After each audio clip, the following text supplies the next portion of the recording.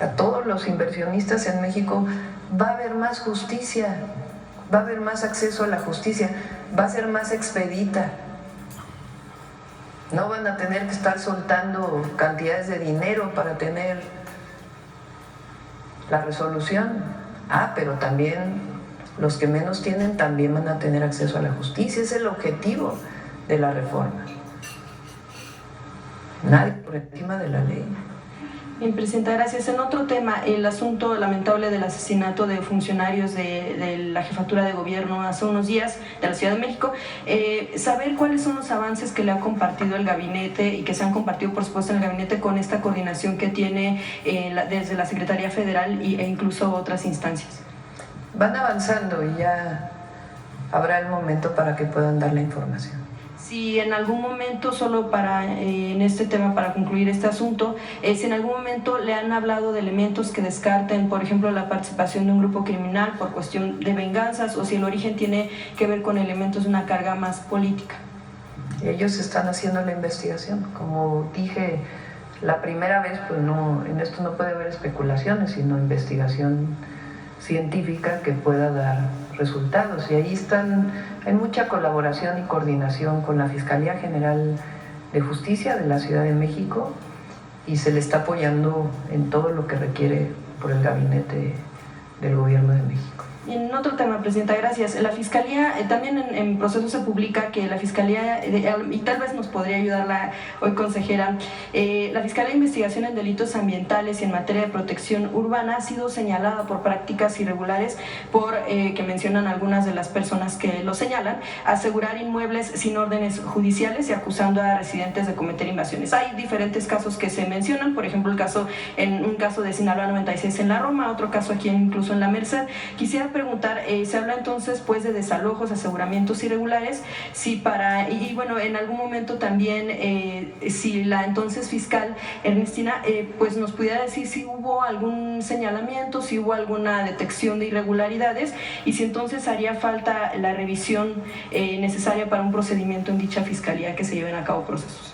Ernestina es un trabajo extraordinario al frente de la Fiscalía, y entre otros temas, cuando fui jefa de gobierno, uno de los temas que veíamos en gabinete era de algunos despojos de inmuebles, y se hicieron protocolos muy estrictos, tanto para llevarlos ante juez como protocolos que pudieran resolver de manera más expedita frente a un juicio que pudiera llevar muchísimos años la pertenencia de la persona que decía que había sido despojada. Entonces hizo mucho trabajo, y este caso, pues, en todo caso, pues tendría que plantearse un caso en específico y que se revisara. Pero fue un muy buen trabajo el que hizo Ernestina. Sí, revisarían en todo caso. Sí, pues siempre se apoya a la Fiscalía. Y justo hablando de temas de aseguramientos o lo que tiene que ver con cuestiones de inmuebles, sabemos en los últimos días también se ha dado una circunstancia especial aquí en la calle Peralvillo, en la colonia Morelos, con un sitio que era un hospital, así era como se trabajaba en ese inmueble, y bueno, pues ahora algunos de los residentes, independientemente de si hay una cuestión política, no, sí hay la incertidumbre de saber qué va a suceder con ese predio, si en efecto será o no un albergue, qué es lo que se estaría pensando que pudiera hacerse, si es necesario, o si pudiera ser tal vez a lo mejor un espacio también educativo, como las universidades o las escuelas que eso le corresponde al gobierno de la ciudad definirlo. Ellos Clara es una extraordinaria jefa de gobierno, es una mujer extraordinaria, de primera, trabajadorcísima, creativa, de principios, con carácter y al mismo tiempo con mucha cercanía con el pueblo. Y ella está buscando lugares para poder, donde haya albergues para personas tanto en situación de calle como migrantes.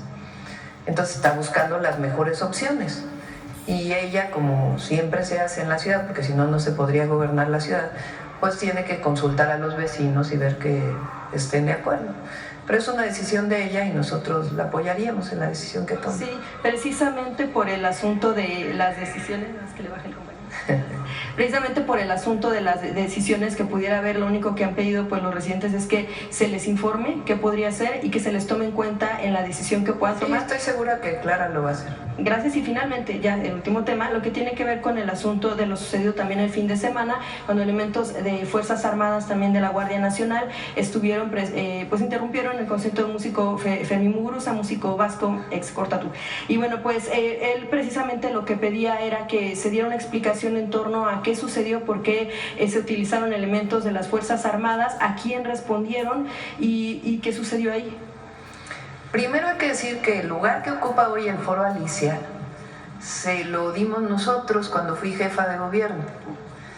El Foro Alicia o Multiforo Alicia, es un lugar de cultural independiente, de un colectivo independiente, que desde hace muchísimos años tenía actividades culturales en la alcaldía Cuauhtémoc. Cuando fui jefa de gobierno, la entonces alcaldesa de la Cuauhtémoc los molestó mucho, querían que se clausurara. ¿Sandra Cuevas? Y al mismo tiempo subió la renta del lugar. Entonces el compañero que dirige el multiforo lo busqué porque decía, no, ya vamos a cerrar, llevamos muchos años en esto. Junto con Claudia Curiel los buscaron, entonces Tomás Pliego, que pues siempre ha trabajado en esa zona y los conocía bien, nos acercamos a ellos y les dijimos, no cierren, pues es importantísimo que permanezca este ejercicio, que no se cierre. Entonces había un lugar en Santa María la Ribera que era del gobierno de la ciudad que no había tenido ocupación.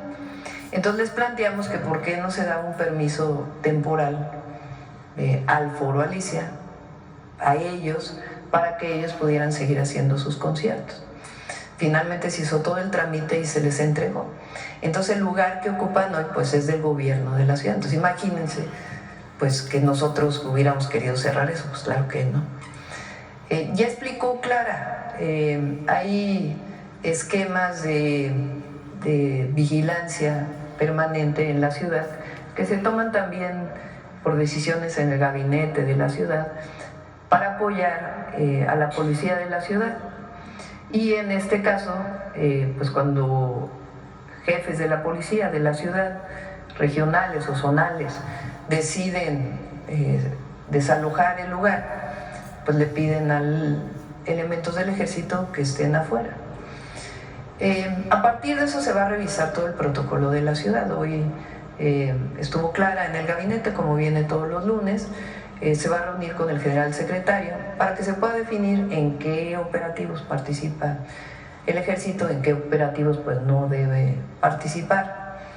Y bueno, ya todos dijimos que no fue correcta esta actuación y pues que siga funcionando evidentemente el Foro Alicia con todos sus permisos, obviamente, con lo que tienen que cumplir. Sí, porque hasta ahora entonces sí era posible que tuviera la facultad la policía capitalina o cualquier policía local. Es que son, digamos, hay ciertos operativos y protocolos que se definen.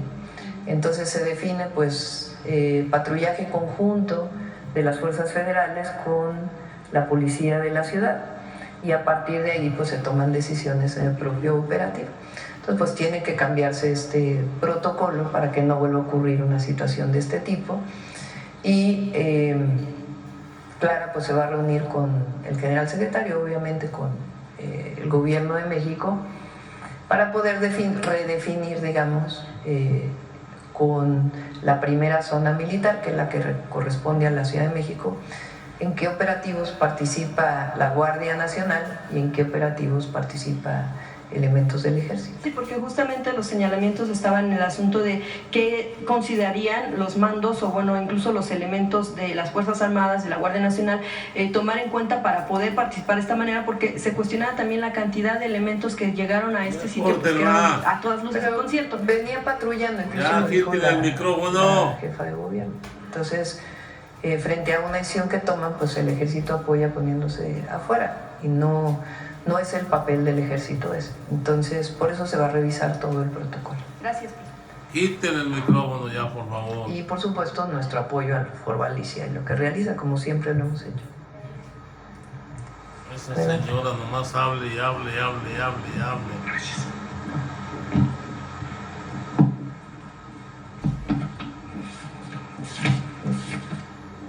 Buenos días, Presidenta. Buenos días, servidoras, servidores públicos, compañeros y compañeras. Sósimo Camacho de Luces del Siglo y del noticiero Luces Mañaneras. Pues el día de ayer ha ocurrido una jornada histórica, precisamente porque por primera vez en mucho tiempo se está renovando al Poder Judicial con elecciones de carácter popular. Aquí, Presidenta, en algún otro momento le he comentado acerca de que, bueno, pues es un avance muy importante lo que tiene que ver con el sistema de impartición de justicia, pero será muy importante también reformar el sistema de procuración de justicia, precisamente para que la propia población pueda acceder a una justicia de carácter integral. Y también falta sanear corporaciones policíacas, porque hay muchos casos que se replican en distintas partes de la República y desde hace mucho tiempo, donde policías prácticamente generan culpables y terminan por saturar hasta las cárceles mexicanas con personas que no tendrían por qué estar tras las rejas. Hoy quiero ejemplificarle con un caso que publicamos precisamente en Luces del Siglo, el de Ángel David Pedrosa Sánchez, que fue detenido el 4 de marzo de 2024 por policías de la Ciudad de México, y la detención se hizo en el Estado de México, fuera de la jurisdicción, y en ese momento trasladaron a él y a sus acompañantes, los trasladaron hacia la Ciudad de México para fingir que había ocurrido la detención en la Ciudad de México. De todo esto da cuenta una cámara privada de un domicilio que por fortuna pudo captar esta situación, y por lo tanto se acredita que no solamente los detuvieron fuera de la Ciudad de México, sino que además les robaron sus pertenencias. Se ve cómo vejan a las personas, cómo les quitan sus carteras, su dinero, los policías se los meten en los chalecos. Todo eso está documentado y está precisamente en videos, e incluso también por la propia investigación que ha llevado los familiares de estas personas, pues se pudieron obtener los GPS de las patrullas, y en efecto dan cuenta que la detención se realizó en Nezahualcóyotl y no en la Ciudad de México. En ese sentido, pues recordarle también que en este caso vendieron los policías las fotografías a un medio de comunicación de esta detención, hicieron pasar a estas personas como si fueran los grandes secuestradores, etcétera, cuando pues eran personas que no tenían, de acuerdo con estas evidencias, pues ningún tipo de actividad de carácter delictivo.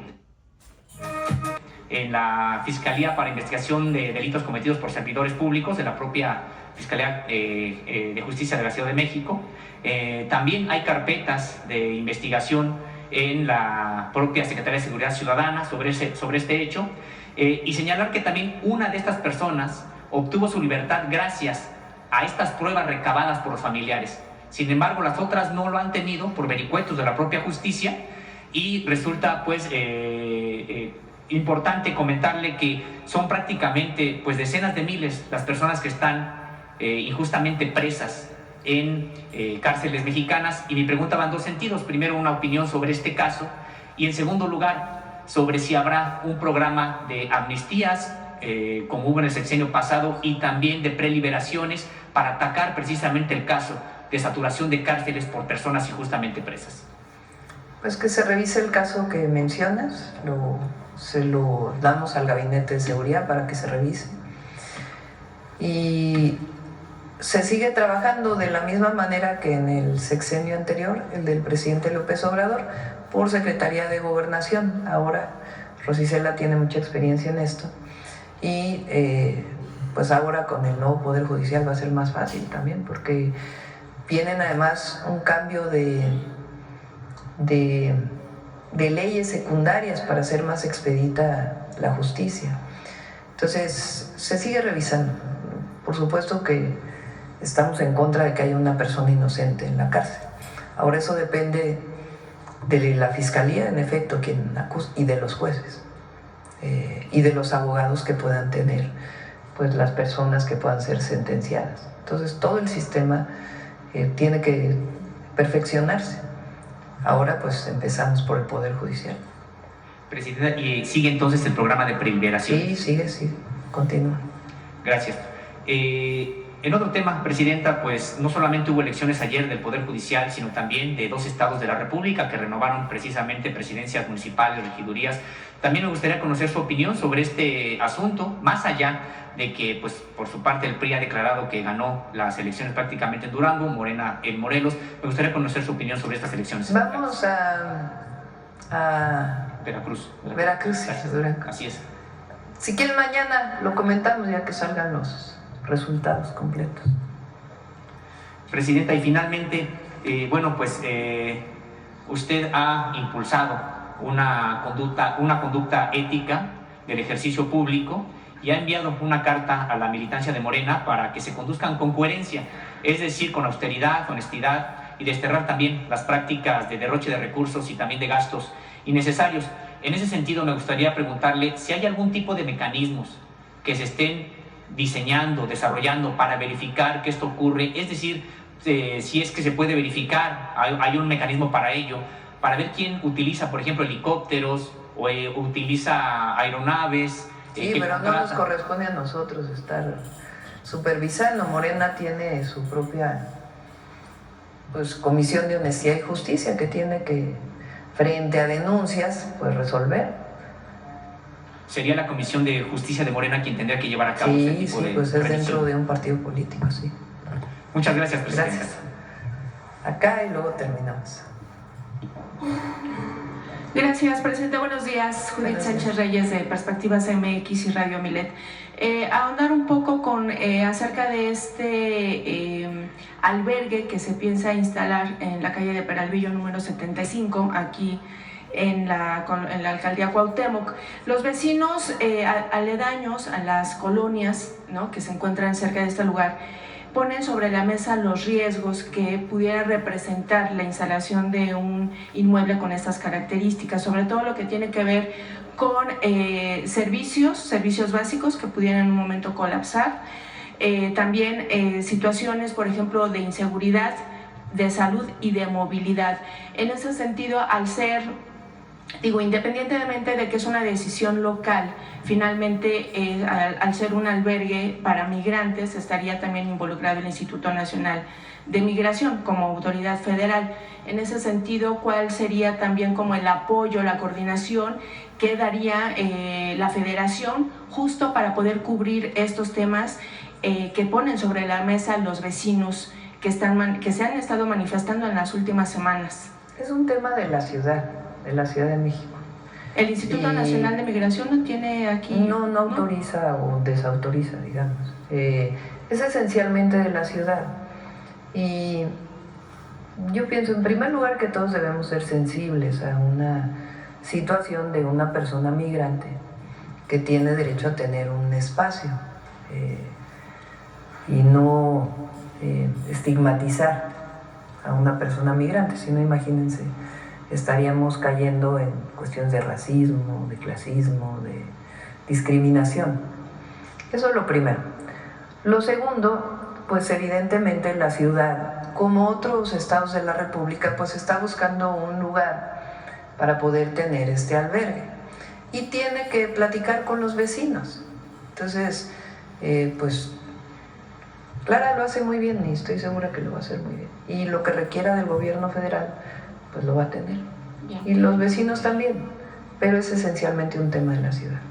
Bien, Presidenta, usted ayer viajó a Acapulco, donde continúan pues los asesinatos. De hecho, hubo algunos días en donde se desarrolló y se registró una jornada violenta. También siguen los ataques contra el transporte público. En ese sentido, ¿algún comentario que usted pudo tener con la alcaldesa de ese puerto? Ayer y con la gobernadora.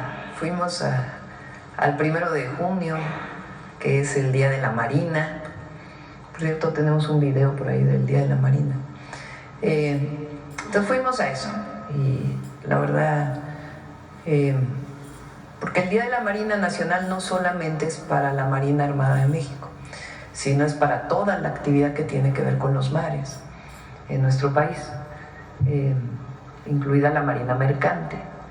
Entonces fuimos a eso.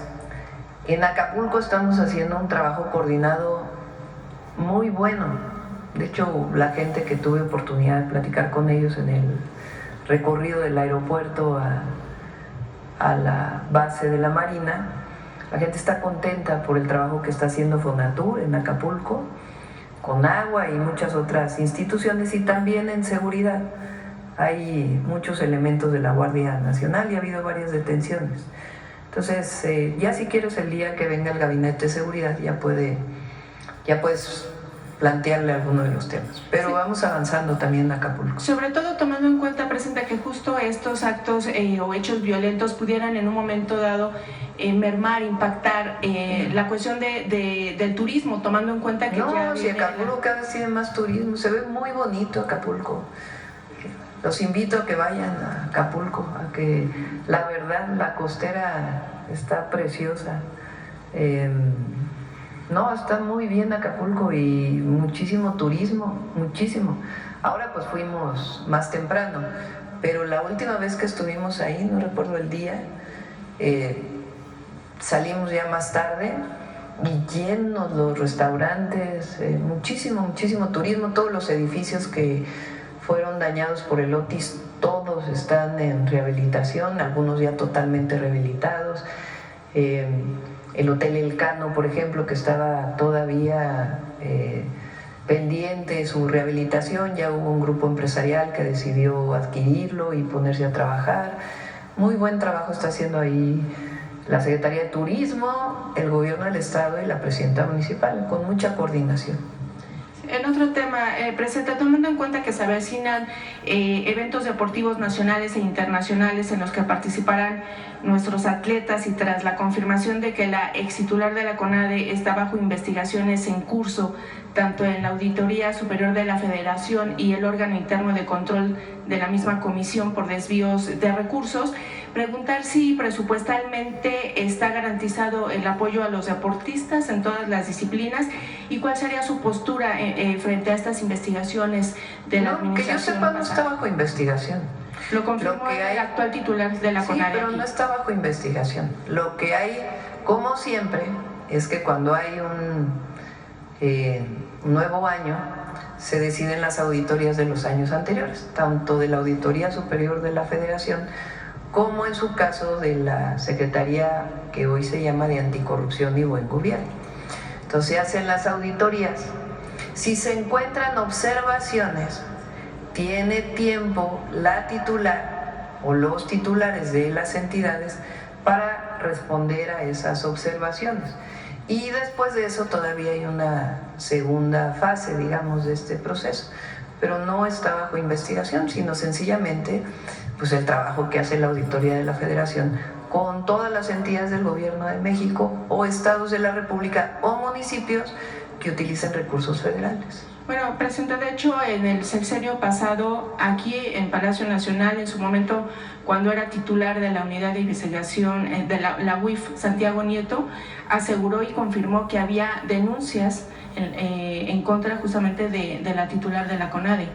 Y los señalamientos por desvío de recursos se dieron durante toda su administración. A ver, vamos a esperar a ver qué dice la Auditoría Superior de las auditorías que se están haciendo en CONADE y en otras áreas del gobierno. Aquí no tenemos nada que esconder. Bien, pero entonces... Y sobre las observaciones, la que fue titular de la CONADE pues tiene su tiempo para poder contestar esas observaciones. Y si ya se encuentra que hay un asunto, porque puede ser un asunto de falta administrativa o un asunto ya que tenga que ver con desvío de recursos o algunos otros temas, pero hay que esperar, ¿no? Pero entonces, presupuestalmente hablando, no hay ningún problema. No tiene presupuesto la CONADE y los deportistas también. Bien, y ya nada más finalmente, Presidenta, ¿acudirá usted a la 51ª cumbre del G7 a celebrarse los próximos días en Canadá? Todavía estamos en esa definición. ¿Cuándo daría el aviso? ¿Cuándo nos confirmaría? Todavía estamos en esa definición.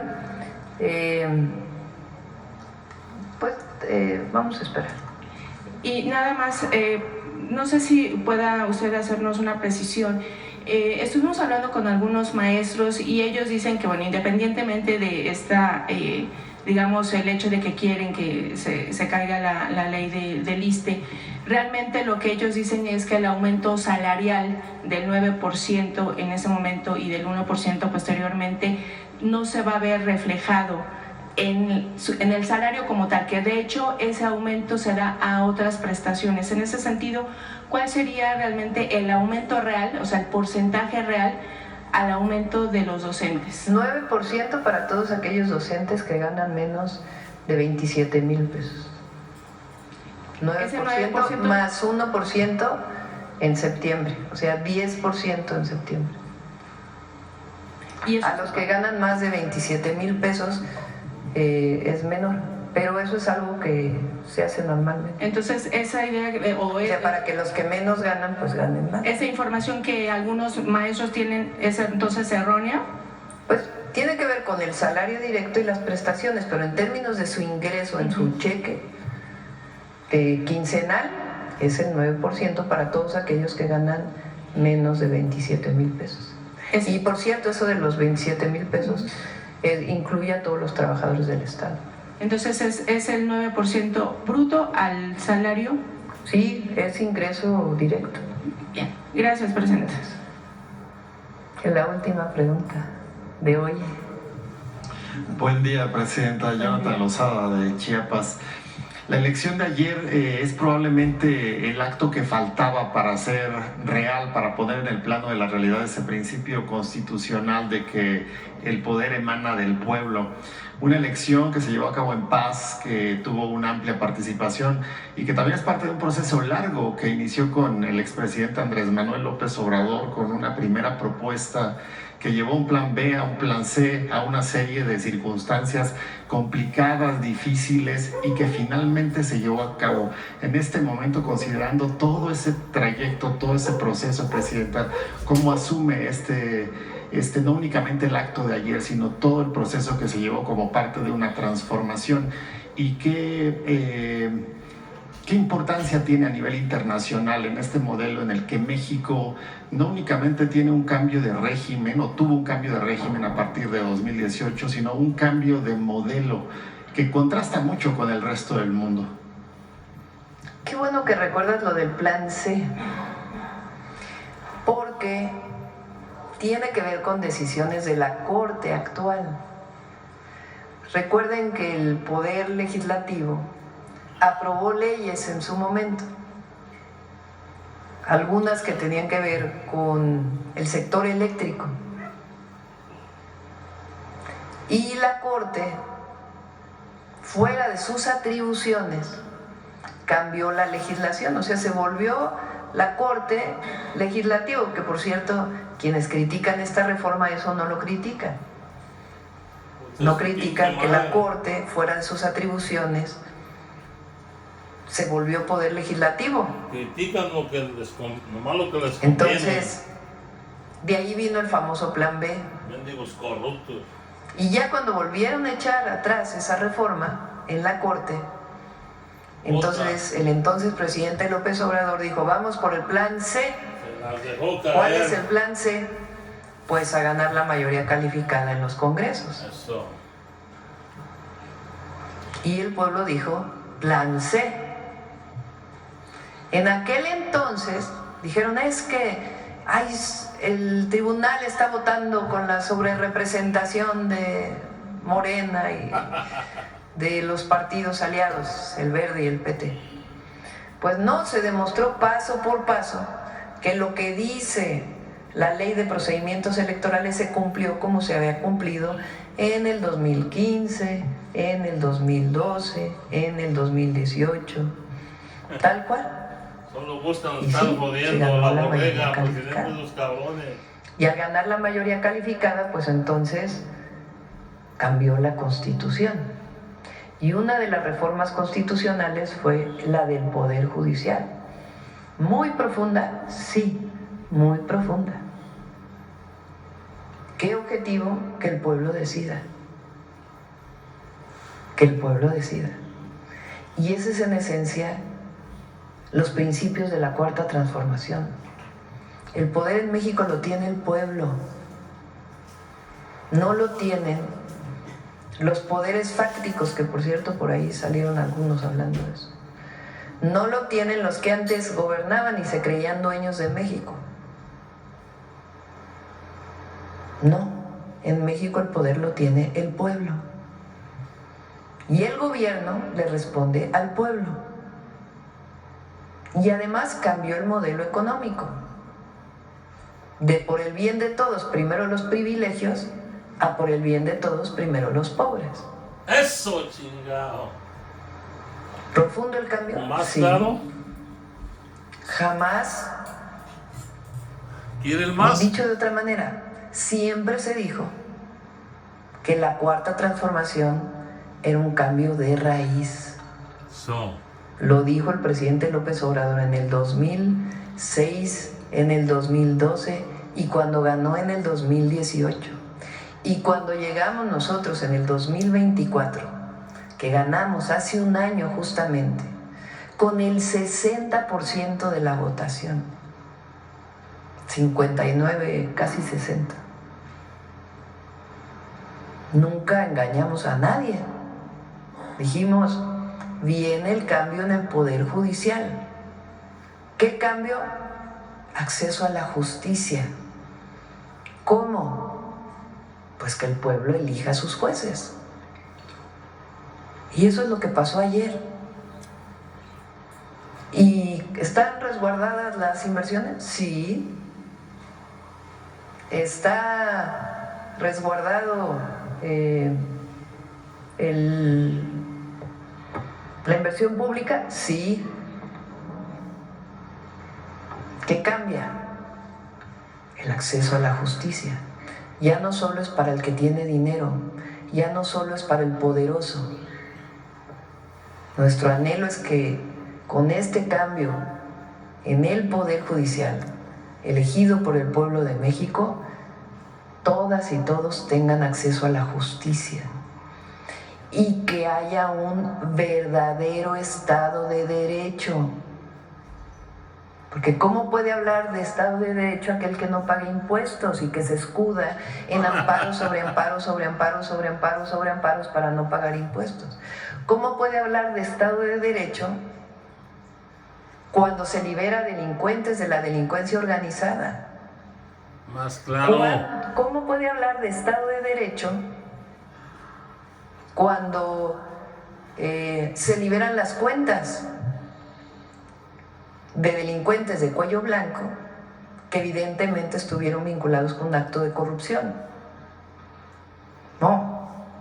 Con esta votación, el objetivo es que en México entre un verdadero Estado de Derecho, donde todas y todos seamos iguales y tengamos el mismo acceso a la justicia y no dependa del poder que tienes para tener acceso. Esa es la gran diferencia. ¿Quién podía sanear al Poder Judicial? Solo el pueblo. Solo el pueblo. Y le corresponde al pueblo vigilar al nuevo Poder Judicial. Eso es lo que está cambiando en México. Y sí, somos un país muy democrático, el más democrático, porque somos los únicos que elegimos al Poder Judicial. Democracia es poder del pueblo. Algunos apostaban a que no se pudieran llevar a cabo en paz y eficientemente las elecciones. Y también en Chiapas, ¿no? Incluso hubo ahí un robo de algunas boletas y finalmente se instaló más del 99% de las casillas y todo transcurrió en Chiapas con paz. Incluso el expresidente Andrés Manuel López Obrador salió en Palenque, muy cerca de las majestuosas y magníficas ruinas de esta gran civilización maya. Y como lo recordó usted, pues habló también, entre otras cosas, ya lo mencionó mi compañero,